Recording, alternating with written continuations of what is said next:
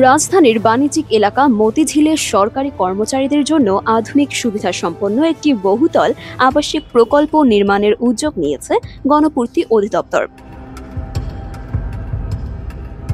20.81 acre জমিতে 2803 কোটি টাকা ব্যয়ে নির্মিত হবে 25 তলার 20টি ভবন, যেখানে মাত্র 1840 জন কর্মচারীর পরিবারের বসবাসের ব্যবস্থা করা হবে।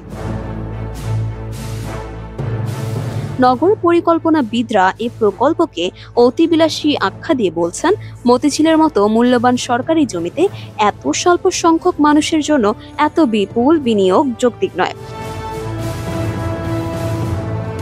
প্রকল্পের নকশায় 5 স্টার হোটেলের মতো সুযোগ সুবিধা রাখা হয়েছে, যেখানে 850 ও 1000 বর্গফুটের মোট 1840টি ফ্ল্যাট, মার্বেল পাথরের লবি, অ্যালুমিনিয়াম ডেকোরেশন, 82টি lift, fire protection system, CCTV, gymnasium, library, সুসজ্জিত পুকুর ও ঘাট, ক্রিকেট ফুটবল মাঠ, জগিং ট্র্যাক এবং শিশুদের খেলার মাঠ অন্তর্ভুক্ত রয়েছে।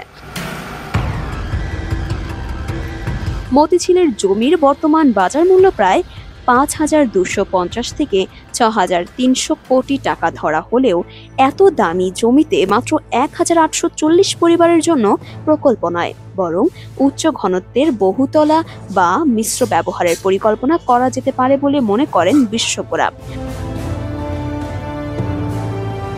জমির মূল্য বাদ দিলেও প্রতি ইউনিটের নির্মাণ খরচ প্রায় 1.5 কোটি টাকা, যা সাধারণ আবাসনের তুলনায় অনেক বেশি।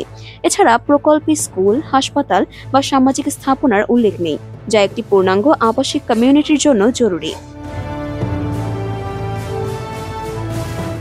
সীমানা প্রাচীরের প্রতি মিটার খরচ 61,201 টাকা এবং একটি পুকুর ঘাটে 1.93 কোটি টাকা বরাদ্দের মতো ব্যয়ও প্রশ্নের জন্ম দিয়েছে। গণপূর্তি অধিদপ্তরের প্রধান প্রকৌশলী মোহাম্মদ শামীম আক্তারের দাবি, প্রকল্পটি এখনো প্রস্তাব পর্যায়ে এবং ব্যয় সরকারি নিয়ম মেনেই নির্ধারণ করা হয়েছে। তবে নগর পরিকল্পনাবিদ অধ্যাপক ডক্টর আক্তার মাহমুদ বলেন, এত ব্যয় করে শুধু ভবন নির্মাণই যথেষ্ট নয়। নাগরিক জীবনের জন্য প্রয়োজনীয় সব সুবিধা নিশ্চিত করতে হবে। গণপূর্ত অধিদপ্তর জানায়, ঢাকায় সরকারি কর্মচারীদের আবাসন সংকট মেটাতে এ প্রকল্প নেওয়া হয়েছে।